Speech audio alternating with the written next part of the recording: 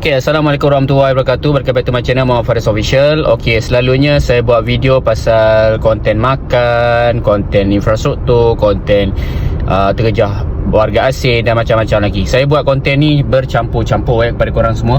Saya tak fokus kepada konten yang satu. Kalau setengah-setengah YouTuber, diorang akan buat konten makan je. Diorang akan buat konten jalan-jalan je. Tapi macam saya campur.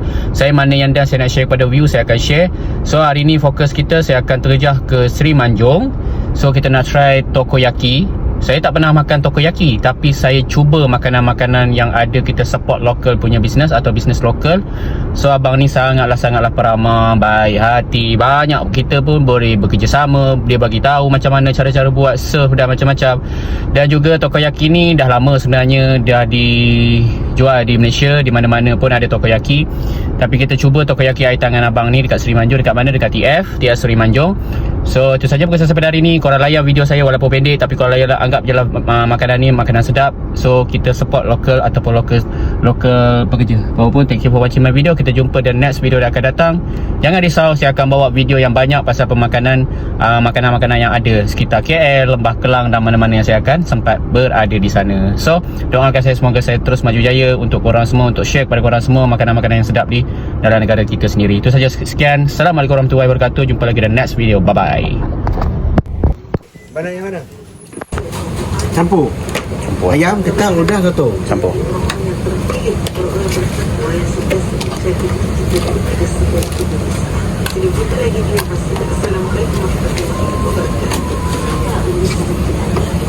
Nak original ataupun campur Saya campur, saya make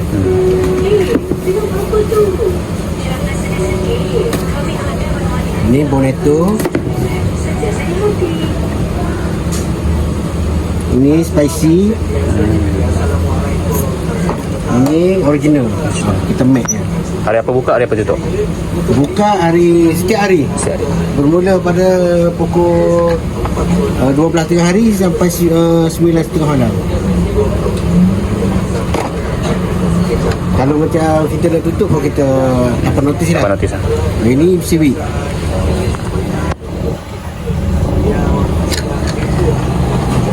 Satu je.